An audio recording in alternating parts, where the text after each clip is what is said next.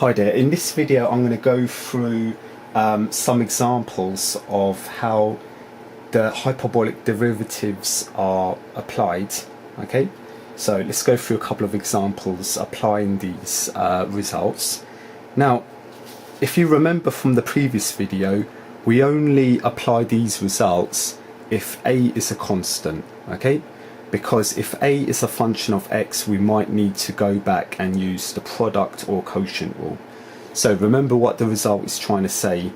If y equals, for example, a hyperbolic sine ux, then dy over dx will be a hyperbolic cos ux times the derivative of this term here.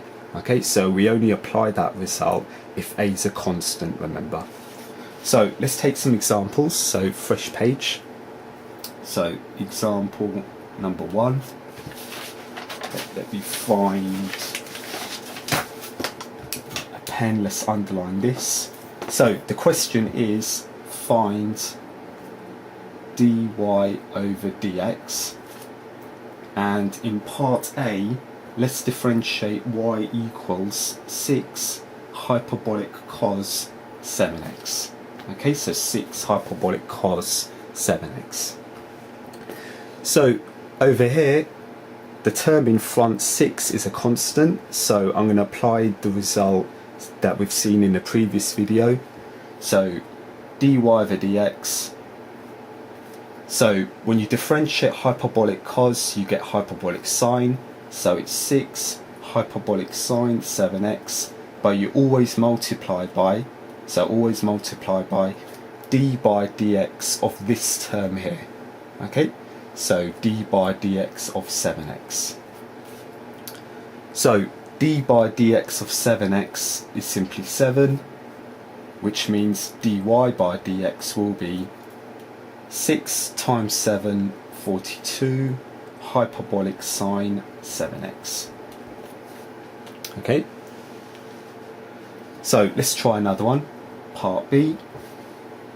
So in this case, if we differentiate y equals hyperbolic tan x e to the power hyperbolic cos x. Now, we can't use the same strategy as what we've seen before, because our term in front is a function of x. Okay, so it's hyperbolic tan x. So if it's a function of x, we're going to be using, in this case, the product rule. So I'm going to take u to be hyperbolic tan x and v to be e to the power hyperbolic cos x. So let's remind ourselves of the product rule. So by product rule, dy over dx is equal to v du over dx, okay, plus u dv over dx. So let's call that step number 1. In step number 2, I'm going to do a side calculation, and I'm going to calculate firstly du over dx, so we need this. So ru is hyperbolic tan x, du over dx, therefore when I differentiate hyperbolic tan, we get hyperbolic sec squared x. Okay,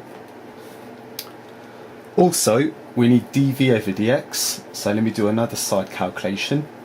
V is e to the power hyperbolic cos x, so dv over dx will be equal to, so remember, when you differentiate an exponential, it's going to be the same term, but you need to multiply by d by dx of the power. Okay, so you only do that if the term in front of the exponential is a constant. So if the term in front of the exponential is a constant, it will be the same term when you differentiate, but multiply by d by dx of the power, okay, which is hyperbolic cos x.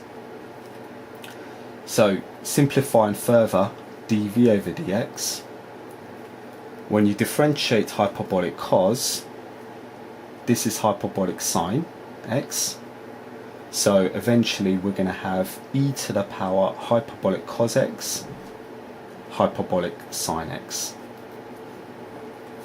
Okay, so that is dv over dx. So that completes step 2. Finally, in step 3, let me substitute these results into the formula. So dy by dx is equal to v, which is e to the power hyperbolic cos, times du over dx, which is hyperbolic sec squared x, plus u, which is hyperbolic tan x, times dv over dx, which is e to the power hyperbolic cos hyperbolic sine x. Okay, so I hope you can see that. Now, what I'm going to do is I'm going to take out, because I have an exponential hyperbolic cos x as a common term, I'm going to take out the e to the power hyperbolic cos x as a common factor, leaving me with hyperbolic sec squared x plus, okay, hyperbolic tan with a hyperbolic sine x left over, okay, and you can I'm going to leave it like that, so that should be the final answer. Okay, right, let's do another example. So on the reverse of part C, if y equals, let's say 8 ln, so 8 ln hyperbolic cos 2x. So the ln hyperbolic cos 2x is one function, so 8 ln hyperbolic cos 2x. So dy over dx. Remember, when you differentiate ln, it's a 1 over.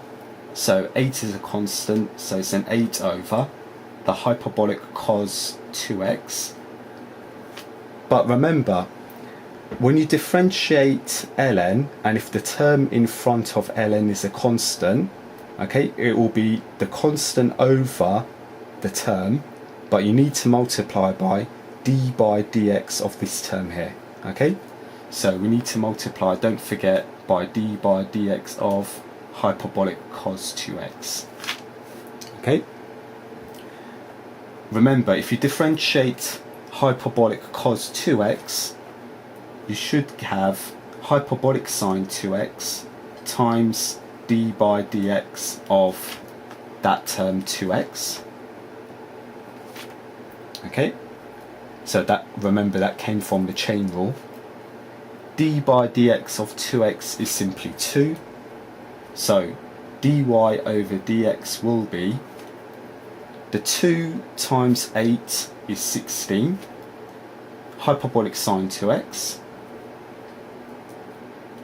over the hyperbolic cos 2x below.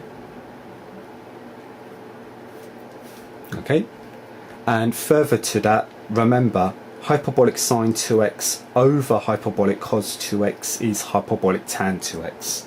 So I'm going to write this as 16 hyperbolic tan 2x.